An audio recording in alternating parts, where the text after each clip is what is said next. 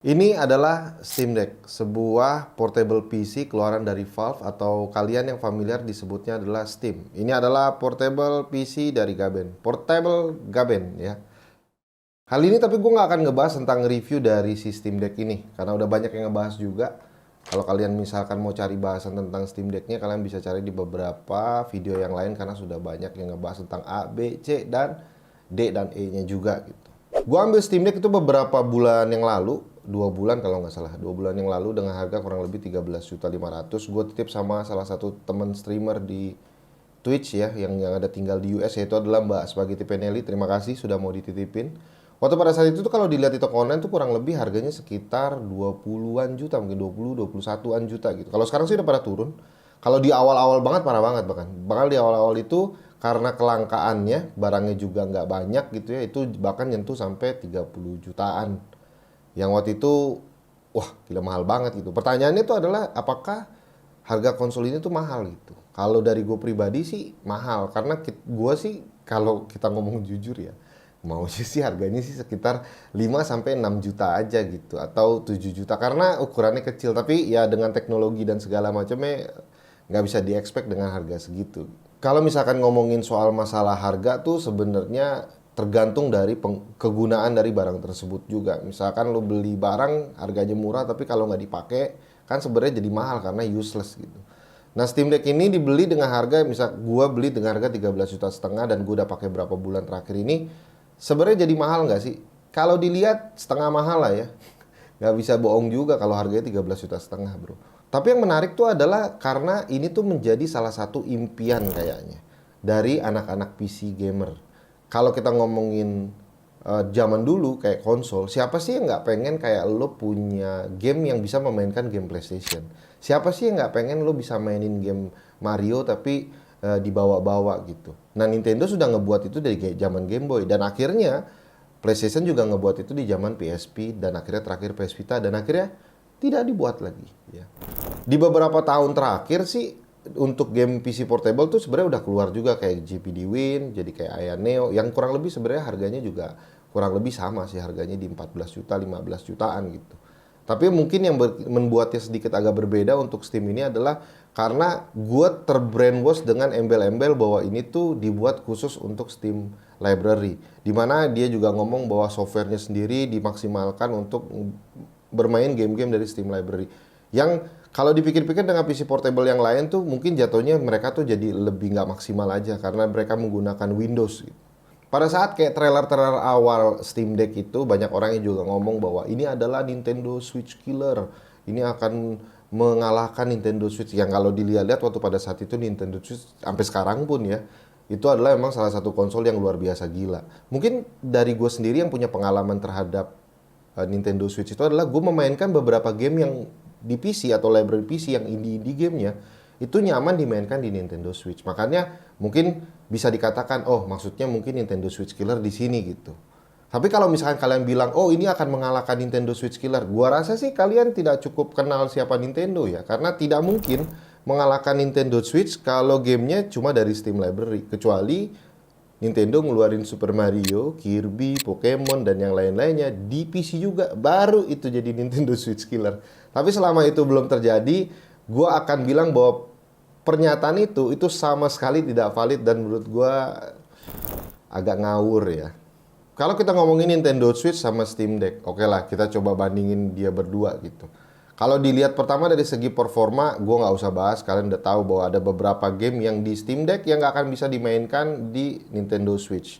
Ya bayangin aja kalau misalkan pun Steam-nya masuk ke dalam Nintendo Switch. Gue rasa kekuatan dari Nintendo Switch tidak akan bisa memainkan game-game seperti Spider-Man, seperti God of War. Anggaplah Steam-nya bisa dijalankan di situ. Karena kekuatan dari konsolnya sendiri pun berbeda dan software yang digunakan juga maksimalnya itu emang ini tuh dikhususkan untuk Steam. Kalau yang ini ya memang buat Nintendo gitu. Nah terus selanjutnya tuh soal ngomongin harga. Ini yang menurut gue menarik. Gue tuh selalu berpendapat dari dulu sudah cukup lama juga mengatakan bahwa Nintendo Switch adalah sebuah konsol yang murah dengan harga game yang mahal. Berkebalikan dengan Steam Deck ketika pada saat gue nyobain. Steam Deck itu adalah sebuah konsol yang mahal dengan harga game yang murah. Gua akan kasih kalian perbandingannya di sini. Di sini gua udah ada catatan beberapa. Gua ngambil 10 game yang gua mainkan dan gua akan bandingkan kedua harga tersebut. Dan akan ada perbedaan yang cukup signifikan dari harganya. Kalau kita ngomongin lagi nggak di diskon ya, lagi bener-bener full price dua-duanya. Nah, yang pertama tuh ada Katana Zero. Katana Zero itu kalau di Steam itu harganya 95.000. Sedangkan Katana Zero kalau lo beli di Region 1, balik lagi gue beli di Region 1 untuk store-nya itu harganya 235.000.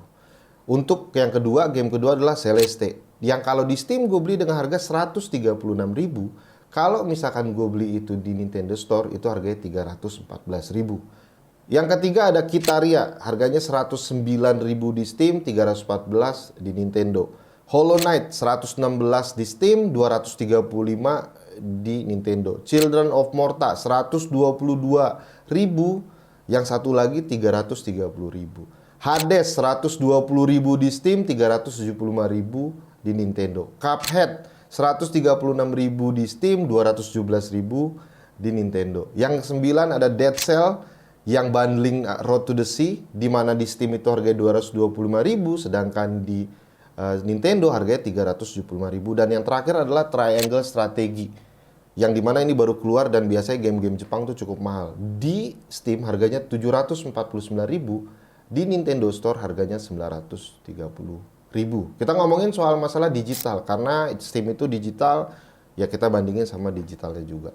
Kalau dihitung, gue total nih, ternyata ketotalan dari game-game yang gue beli 10 di Nintendo dan 10 di Steam Library itu punya selisih. Kalau di total itu untuk Steam itu totalnya kurang lebih sekitar 1.924.000. Berbanding kalau belinya di Nintendo Store harganya 3.560.000. Ini ada selisih sekitar 1.636.000 untuk 10 game. Jadi rata-rata bisa dibilang selisihnya tuh sekitar 163.000-an untuk satu game kalau dipukul rata-rata. Itu kalau kita ngomongin selisih harga game. Kan yang pastinya kalau kalian cek di Steam Library kalian, lihat deh, Steam Library kalian kan nggak mungkin jumlahnya 10. Bahkan gue rasa rata-rata bahkan lebih dari 20, bahkan 30, bahkan ada beberapa teman yang lebih dari 100. Jadi bayangkan kalau misalkan lo ngebeli sebuah game yang bisa dimainkan di dua platform tersebut, berapa sebenarnya uang yang bisa di-saving di situ. Lalu yang selanjutnya tuh nggak akan relate kalau kalian bukan anak PC gamer. Jadi lo kalau udah anak PC gamer, lo pasti punya Steam Library, lo bisa mainin biasa di monitor. Game-game yang ada di library lo bisa bawa itu ke Steam Deck dan lo bisa mainin tetap di monitor. Ya sebenarnya kurang lebih sih hampir sama dengan konsepnya dari Nintendo Switch. Lo bisa bawa-bawa dan lo bisa dock untuk main di TV. Tapi akan jadi tambahan aja bahwa selama ini bahwa Steam Library hanya bisa dimainkan di depan monitor dengan menggunakan Steam Deck. Gue sekarang udah bisa bawa itu kemana-mana. Terus yang selanjutnya tuh ngomongin soal masalah eksklusivitas. Sebenarnya sih ini bukan eksklusivitas sih, tapi lebih kayak kepada aksesibilitas kita terhadap gamenya. Kan kita tahu ada beberapa studio yang udah khusus mengeluarkan game-game tertentu di PC, kayak seperti misalkan PlayStation Studio. Yang PlayStation Studio mengeluarkan kayak game Spider-Man, God of War, Last of Us yang nanti bakal keluar, Last of Us dan Uncharted dan yang lain-lainnya mungkin nanti akan menyusul, ada Sackboy juga dan yang lainnya. Dan game-game tersebut tuh kan adalah sebuah game yang sebenarnya tuh dulunya eksklusif di PlayStation dan akhirnya lo bisa mainkan juga itu di portable. Jadinya sebenarnya Steam Deck ini tuh kayak PS Vita The Next ya. Kayak PS Vita The Next yang sudah dibunuh sama Sony ya. Yang terakhir tuh adalah menurut gua betapa besarnya masa depan dari Steam Deck sebetulnya. Karena beberapa waktu terakhir ini gue coba untuk ngeliat bagaimana perkembangan apa-apa aja yang bisa dijalankan di Steam Deck. Oke, kita ngomongin ada beberapa game emulator, ya jelas. Nintendo Switch juga bisa ngejalanin. Arti kata tuh Steam Deck juga punya kemampuan atau kapabilitas untuk dijadikan sebuah emulator. Bahkan ada yang bisa mainin Nintendo Switch di Steam Deck. Lo bisa mainin game-game lawas, retro, Sega, SNES, PS1, PS2 di Steam Deck juga. Tapi pada saat lagi kita ngomongin Steam Deck, gue tuh kemarin nemu bahwa kita tuh bisa memainkan bukan hanya game dari Steam Library, tapi bisa mainin game-game dari non-Steam Library. Dan menurut gue ini masa depannya tuh bagus banget. Kita tahu sendiri di sini ada yang namanya GOG, kita ada yang namanya Epic Games. Gue udah nyobain untuk khususnya di Epic Games. gue udah coba untuk cari tutorialnya dan coba untuk mainin. Bisa nggak sih mainin game dari Epic Games? Lo tahu sendiri Epic Games kan suka ngasih game-game gratis tuh tiap berapa lama sekali tuh. Nah, gue coba bisa nggak sih mainin di Steam Deck? Ternyata bisa karena ada beberapa aplikasi di dalam Steam Deck yang membantu untuk coba bisa mainin game-game dari Epic. Dan waktu itu juga ada soal GOG juga masuk. Dan yang terakhir ini belum bisa gue konfirmasi, tapi temen gue udah nyoba, Bung Acit dari Pocopo. Gue belum coba karena gue belum cukup berani untuk mengoprak-ngoprik Steam Deck gue.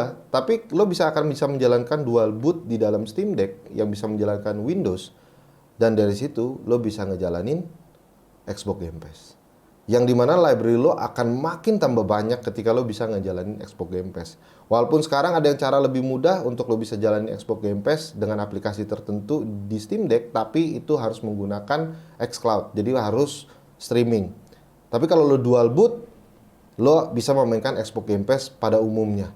Dan menurut gua ini akses yang gila sih. Ini bener-bener kayak mini PC banget, yang tapi tidak terlalu berat kelihatannya. Mudah-mudahan bagi teman-teman mungkin yang cukup lumayan ngerti soal Linux ataupun Windows ataupun apapun ya. Menurut kalian tuh kalau dibuat sebegitu luas dengan adanya dual boot, dengan adanya Windows di dalam, dengan adanya GOG, apakah itu akan memperlambat kinerja atau tidak efisien atau sebenarnya biasa-biasa aja? Karena gue jujur gue tidak cukup ahli untuk bidang itu. Tapi intinya tuh bukan berarti tanpa ada kekurangan Steam Deck ini. Kekurangan yang paling kerasa sama gue tuh adalah soal masalah dua. Walaupun dua-duanya ini tuh adalah hal yang umum. Yang pertama adalah panas. Jadi kalau misalkan lo mainin game-game yang kira-kira nggak terlalu berat gitu ya, kayak indie game kayak Children of Morta, Celeste, dan yang lain-lain yang punya grafis, yang punya mungkin gambar-gambar atau 3D yang tidak terlalu wah banget gitu, itu akan biasa aja gitu. Tapi ketika lo coba untuk mainin game-game yang udah punya grafis yang cukup lumayan, panasnya itu akan berasa. Sama seperti kayak GPD Win ataupun kayak seperti Aya Neo. Walaupun memang gue bisa kasih jempol buat Steam Deck karena panasnya itu dialokasikan ke satu titik, nggak nyebar ke seluruh konsolnya gitu. Jadi kerasa panas, tapi bunyi gitu, gitu tetap kedengeran ya. Dan yang kedua tuh adalah soal masalah baterai. Kita nggak bisa bohong lah kalau misalkan ngomongin soal masalah konsol itu nggak lepas dari kekurangannya dari baterai. Dari zaman dulu, dari zaman Game Boy, Sega, Game Gear, dan yang lainnya itu adalah ngomongin baterai. Jadi kalau misalkan, Bang bisa main, Bang bisa dimainin kurang lebih sampai 3-4 jam gitu. Ya gue rasa 3-4 jam adalah grafik-grafik yang biasa aja. Tapi kebayang kalau lo misalkan mainin game-game seperti Spider-Man, God of War di Steam Deck, gue rasa 2 jam aja udah mantep sih itu nyala terus. Gue rasa 1,5 jam, gue rasa walaupun harus ada di tweak-tweak sedikit gitu biar misalkan lebih hemat baterainya, tapi tetap itu akan boros banget. Jadi di sini ngomongin soal masalah apakah memang Steam Deck ini tuh enak buat dibeli dan apakah juga Steam Deck ini tuh adalah Nintendo Switch killer. Dan yang pastinya pertama dengan masa depan yang dibangun dengan community yang cukup bagus dan juga aplikasi-aplikasi yang rasanya ke depannya makin banyak, Steam Deck tuh jadi cukup layak untuk jadi perhitungan kalian untuk kalian miliki kalau kalian memang suka dengan game-game, apalagi dengan variasi dari platform-platform tertentu yang bisa digabung jadi satu. Itu jadi pilihan yang tepat. Dan yang terakhir adalah apakah ini adalah Nintendo Switch killer? No. Ini tidak pernah akan menjadi Nintendo Switch killer. Nintendo tidak akan bisa dibunuh kecuali dia membunuh dirinya sendiri. Jadi buat kalian yang masih menyangka bahwa Steam Deck ini akan mengalahkan Nintendo, you are wrong. You are very wrong. Tapi bisa aja gue salah. Kalau ada kesalahan atau apapun, kalian bisa tambahin di kolom komentar di bawah. Kalau gitu, see you next time guys. Bye-bye.